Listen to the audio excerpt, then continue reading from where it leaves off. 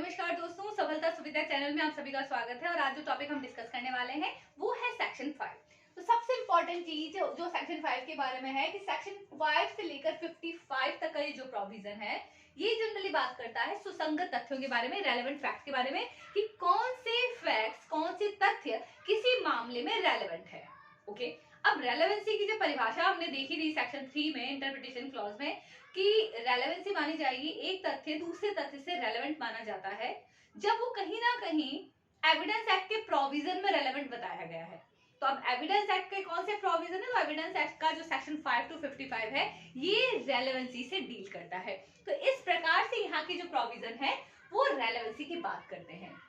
तो सेक्शन 5 क्या कहता है? सेक्शन 5 कहता है कि भाई एविडेंस किसका दिया जाएगा, ठीक है, कौन से फैक्ट्स हैं, ये कौन से फैक्ट्स हैं जिनका एविडेंस आप कोर्ट में दे सकेंगे।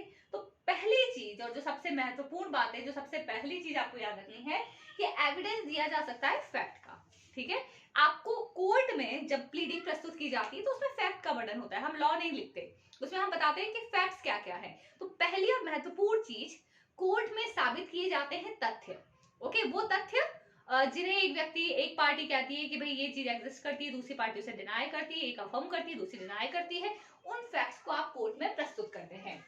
सो first thing, evidence may be given of existence और non existence of every fact in issue and relevant fact. तो फैक्ट किसका दिया जा, एविडेंस किसका दिया जा सकता है?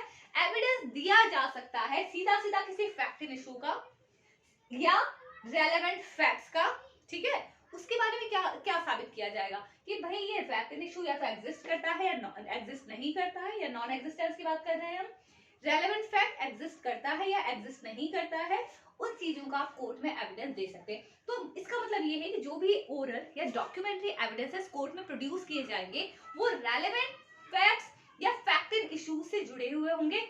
इसके अलावा एक जो सबसे महत्वपूर्ण बात है वो है कि इनका एविडेंस दिया जा सकता है एंड ऑफ नो अदर्स, ठीक है। इसके अलावा और कोई एविडेंस नहीं दिया जा सकता, यानी इसके अलावा अगर फैक्ट इन इशू या रेलेवेंट फैक्ट के अलावा कोई कोलैटरल फैक्ट्स है उनका एविडेंस कोर्ट नहीं सुनेगा, ठीक है। तो इसमें जो पूरा फोकस दिया गया है कि आप कोर्ट में एविडेंस दीजिए, आप कोर्ट में साक्ष्य प्रस्तुत कीजिए, लेकिन कौन से साक्ष्य? जो रेलेवेंट फैक्ट से जुड़े हुए हैं या जो फैक्ट इन इशू से जुड़े हुए हैं, लेकिन उसके अलावा किसी और फैक्ट का, ठीक है, किसी अन्य कोलैटरल फैक्ट्स का, ठीक है, जो समवर्ती तथ्य हैं उनका साक्ष्य कोर्ट में नहीं दिया जाएगा।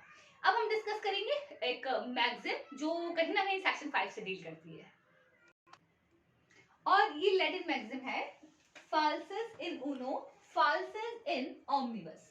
ओके, जिसका अर्थ है false in one thing false in everything। Okay, कि अगर कोई चीज किसी पूरी एक बातों के एक समूह में, एक फैक्ट्स के कुछ तथ्यों में अगर एक बात गलत है तो पूरा फैक्ट या पूरा जो एविडेंस है उसे ही गलत माना जाएगा। अगर किसी फैक्ट का, अगर इसका अर्थ ये है कि अगर किसी व्यक्ति ने अपने एविडेंस में तमाम बातें कही हैं जिसमें से एक बात गलत है तो पूरे तथ्यों को आप गलत मानोगे। तो false in one thing it means falls in everything.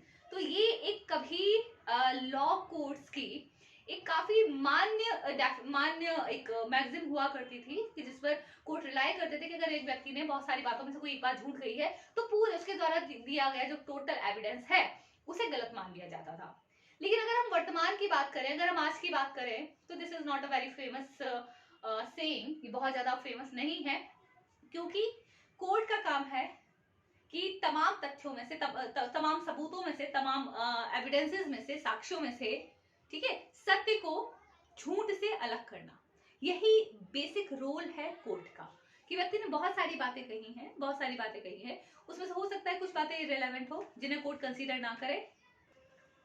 Okay, तो यहाँ पर हो सकता है कुछ बातें यहाँ गलत हो सकती है। तो यहाँ पर ये जो मैगजीन है, जो लॉ कोर्ट्स की जहाँ पे बात की गई है, ये मैगजीन थोड़ी सी अलग है, ठीक है ना। तो आज के जमाने में अगर आज वर्तमान समय की बात करूँ तो बहुत ज्यादा स्ट्रिक्टली एप्लीकेबल नहीं होती है, लेकिन फिर भी सेक्शन 5 में जहाँ पे हम रेलेवेंसी की बात करते हैं तो इसको कुछ मानना मतलब कुछ इसको बहुत वीडियो तो नहीं दिया जा सकता, लेकिन ये कोर्ट का काम है कि वो ये झूठ को अलग कर दे, सत्य को अलग कर दे, पहचाने कि कोई व्यक्ति कहाँ सत्य कह रहा है, कहाँ पे झूठ बात कह रहा है।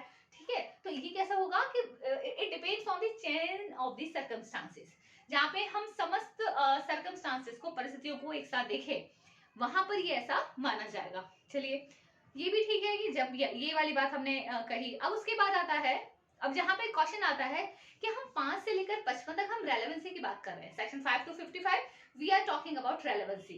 ओके, कि एक फैक्ट दूसरे फैक्ट से रेलेवेंट माना जाता है जब वो तथ्यों की सुसंगति के मामले में कहीं ना कहीं लॉ ऑफ एविडेंस या इंडियन एविडेंस के अकॉर्डिंग कहीं ना कहीं सुसंगत हो।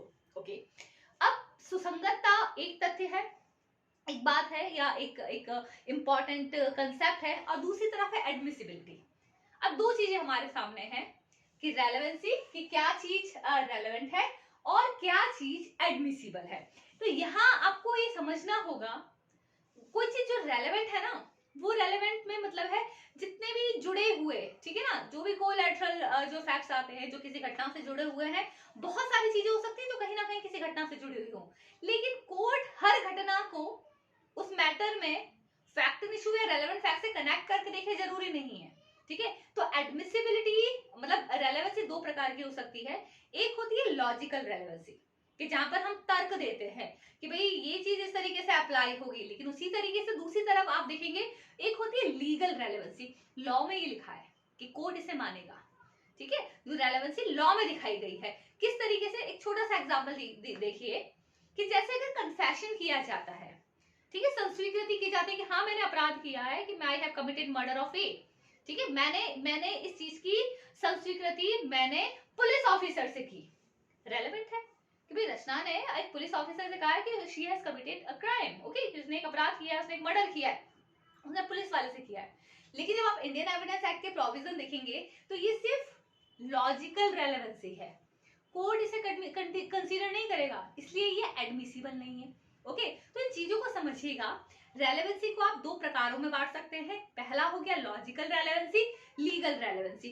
तो जो चीज लीगली रेलेवेंट है कि पुलिस ऑफिसर के सामने आपने संस्वीकृति करी है, कोर्ट नहीं मानेगा उसे। लेकिन अगर वही कन्फेशन मैंने मजिस्ट्रेट के सामने किया है, कोर्ट रूम में किया है, कोर्ट कंसीडर करेगा। ठीक है ना, तो यहाँ पर ये रेलेवेंसी मजिस्ट्रेट के सामने अपने अपराध की स्वीकृति करना, कन्फेस करना, ये लीगल रेलेवेंसी है। तो जो चीज लीगली रेलेवेंट है उन्हें कोर्ट कंसीडर करेगा, एडमिट करेगा, और यही एडमिसिबिलिटी है। तो बेसिकली एडमिसिबिलिटी क्या है? लीगल रेलेवेंसी, जिसे कोर्ट एविडेंस के तौर पर स्वीकार करता है। तो बने रहिए ऐसे ही वीडियो के लिए हमारे साथ। आगे के सेक्शन 6 के साथ हम आपके साथ फिर मिलेंगे। नमस्कार।